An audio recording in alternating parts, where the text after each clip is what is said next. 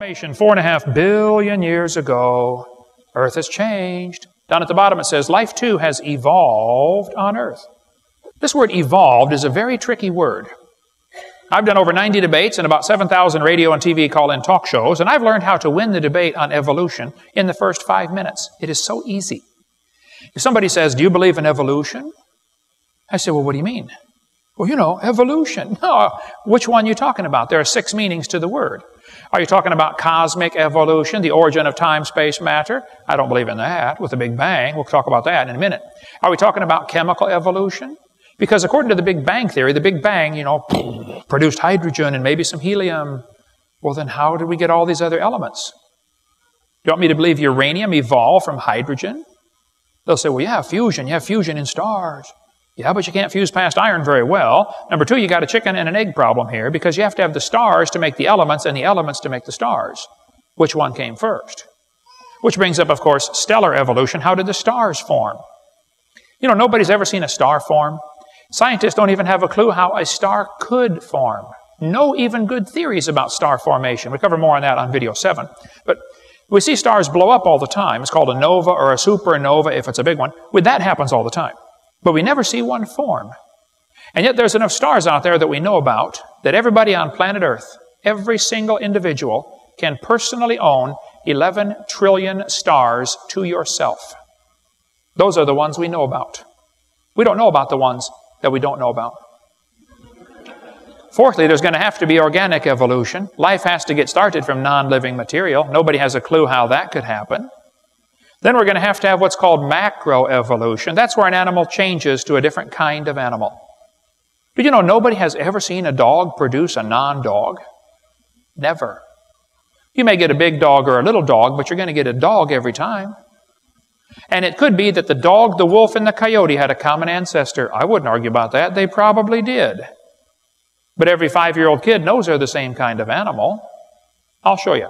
Is anybody in here 5 or 6? Who's 5 or 6 years old? Anybody? How about, we got one? Okay. How old are you, buddy? 6? I want you to take a test. Here we have a dog, a wolf, a coyote, and a banana. Which one is different than the rest of them?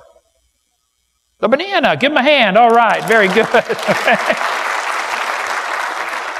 We have college professors can't figure that out. Okay. Tell you what I want you to do. When we're done, I want you to go out to the table out in the hallway and you can pick out any free video or DVD you want.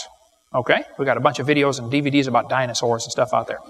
The Bible says the animals are going to bring forth after their kind. Now, Charlie Darwin wrote a book on the table down here called Origin of Species. See, a dog and a wolf are the same kind of animal, but they're different species. He fooled everybody by changing the word from kind to species. We'll get into more of that on video 4. Lastly, we have what is called microevolution. This is changes within the kinds. Now, that one happens. I'll go along with number 6. I think animals can produce a whole variety of offspring. You know, long hair, long-legged, short-legged. That happens. But the first 5 are purely religious. It's not science.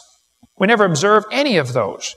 So if you want to win the debate on evolution, simply define exactly what you're talking about. And you'll find all they ever give are examples of number 6, which there's no argument about it. It happens.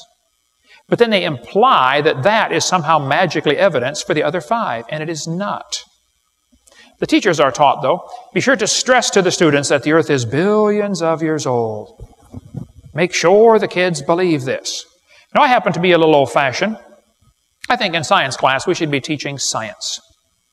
Things we can observe and study and test and demonstrate. Things like the first law of thermodynamics. The first law of thermodynamics tells us matter cannot be created or destroyed. Well, everything's made out of matter, so if matter cannot be created or destroyed, then how did the world get here? We're here, you know. So that leaves only 2 choices. Somebody made the world, or the world made itself. There's no other choice. Well, there are a few out there on the lunatic fringe who will tell you, we're not really here at all. We just think we're here. Okay, you can forget about those folks, all right? We're here. So either somebody made the world like the Bible says, God created it, or the world just made itself like the humanists believe. It just is self-existing and not created. Well, if the world just made itself, how could this happen? Boy, the devil thought about that for a long time. And finally one day he came up with the Big Bang Theory.